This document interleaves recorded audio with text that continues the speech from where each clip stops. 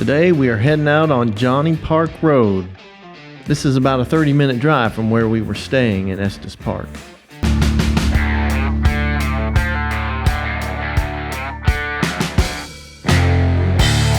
We're almost there down, ready to go on our second little journey here off-roading. We're definitely going to have to invest in a better way to do this. 20. High clearance, four-wheel drive vehicles recommended. All right, we're now in 4 low, got the sway bar disconnected, got the lockers in front and rear. We are using the Onyx system to help us navigate through here. All right, we got some rock crawling coming up.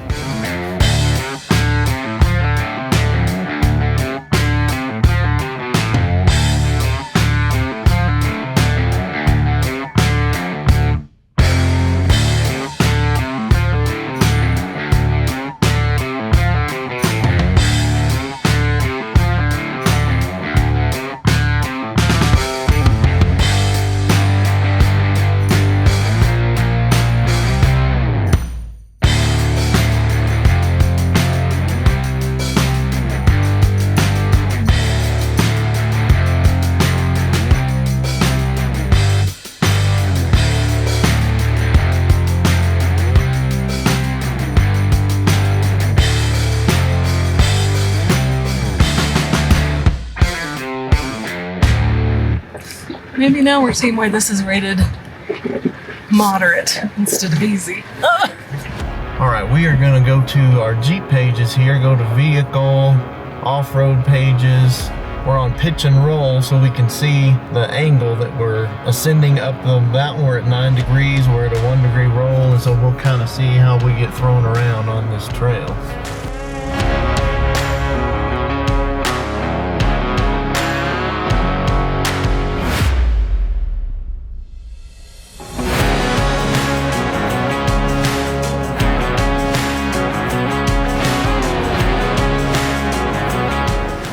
Looks like we've maxed out at a 12 degree uphill pitch on that one.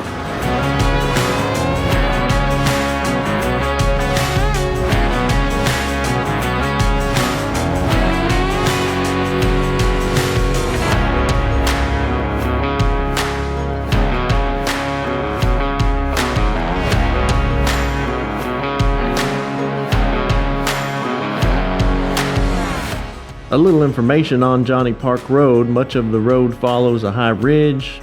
The difficult rating applies to the east end of the trail. Stock SUVs can manage the west end with ease. Trail length is about 4.9 miles, roughly 2 to 3 hours to get through it. The high point on the trail is 8,520 feet. Best time to go, July through late September.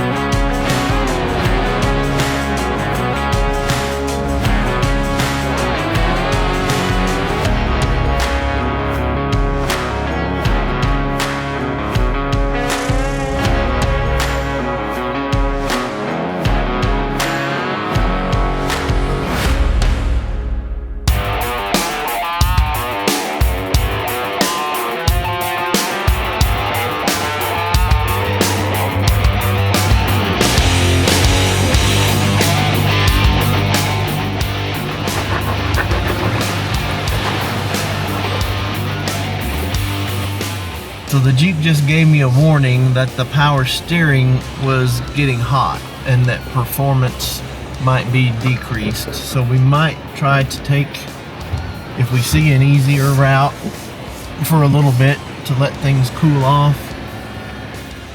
Here is your first newbie alert. I have to admit, the power steering overheating I was not expecting, and it was a bit worrisome. This past weekend, Joanne and I attended an Off-Roading 101 class put on by Lone Star Jeep Club.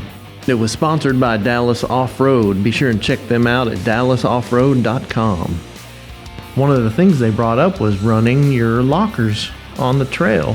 Fortunately, there was a mechanic there, and one of the things he said was, do not run your front lockers through the whole trail. Your power steering will overheat. The front lockers are really just to get through an obstacle, to get through a mud hole or get over an obstacle that you're needing both front tires to be pulling with the same power. Definitely something to keep in mind if you're beginning your off-roading journey. We're about a quarter way through Johnny Park Road, and we've only got about 50 minutes of daylight left. Sunset's at almost 8. And so we're not going to try to finish this road tonight. We're going to turn around and get back to the paved road before it gets dark on us.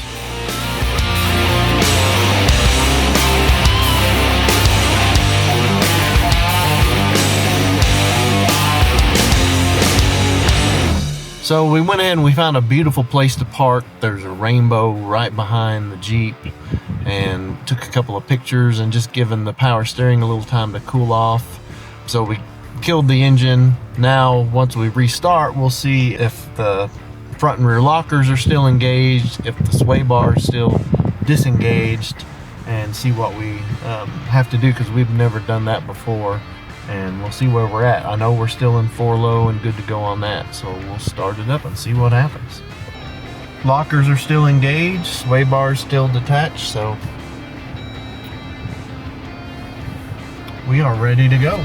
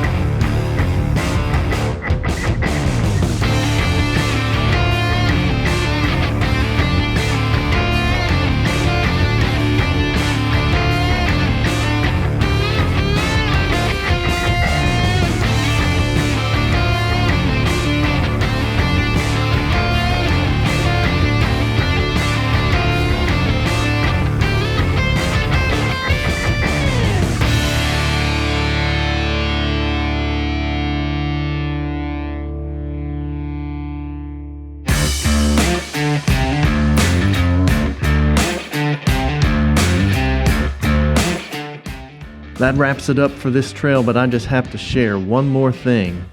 As we were enjoying our view of the rainbow back at the cabin, my stepdaughter Megan was getting this beautiful shot of the kids enjoying their view of God's promise there at the other end of the rainbow.